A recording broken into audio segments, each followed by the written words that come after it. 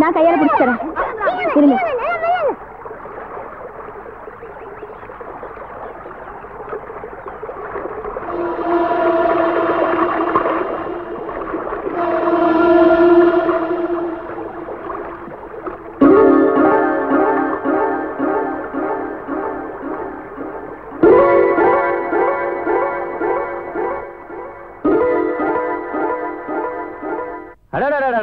சின்ன சந்து கிடைக்கூடாத பூந்து விளையாடுறீங்க.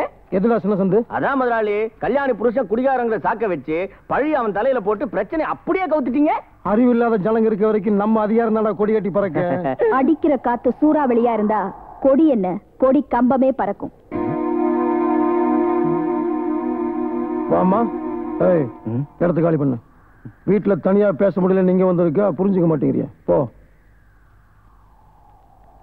சொல்லுமா. ஆத்தோட செஞ்ச பாவம் நேத்தோட போச்சின்னு நினைச்சல்ல.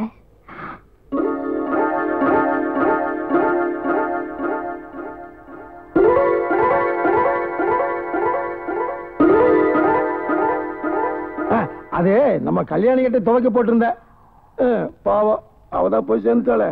இப்ப புதுசு வந்துருச்சு. அப்புறம் என்ன, நீ துவைக்க போறியா? ஆமா, துவைச்சு உன் சாயத்தை வெளுக்க போறேன்.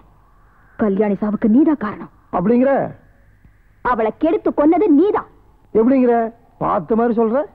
இதை விட வேற சாட்சி வேணுமா? பாப்பா, பஞ்சாயத்துலயும் கோர்ட்லயும் சாட்சி பேசணுமா? இது என்ன மாயாஜால படத்துல வர்ற மந்திர புடவையா? செத்து போன கல்யாணி புடவை பேசுங்கிற? பேசும். சரியான நேரம் வரும்போது இந்த புடவையும் பேசும். மேடை போட்டு மைக் செட் வச்சு தர்றேன், ஊரெல்லாம் போய் பேசு. பக்கம் நம்பிடுவானா? நம்புறதுக்கு ஒருத்தருக்கான இந்த ஊர்ல இருக்கான். காட்டுறேன். ஓ எதிரிலேயே நிக்க வச்சு காட்டுறேன். உன்னையே எதிர்க்க வச்சு காட்டுறேன். பாப்பா வேண்டாமா, நாளைக்கே உன் புடவையும் ஏசு தண்ணியில மிதந்துற போகுது. என்ன பத்தி நீ இன்னும் தெரிஞ்சுக்கல. நான் தெரிஞ்சுக்கிட்டீங்க, ஆனா இந்த ஊருக்கெல்லாம் தெரிய வேண்டாமா? குட்ட குட்ட குனிஞ்சு நிக்கிற இந்த ஏழைங்களோட முதுகெலும்பு ஒரு நாள் நிமிரத்தான் போகுது. அன்னைக்கு அவங்க முன்னால அவமானத்தால நீ தலை குனியத்தான் போற. சவால் விடுறியா? சத்தியமே பண்றேன்.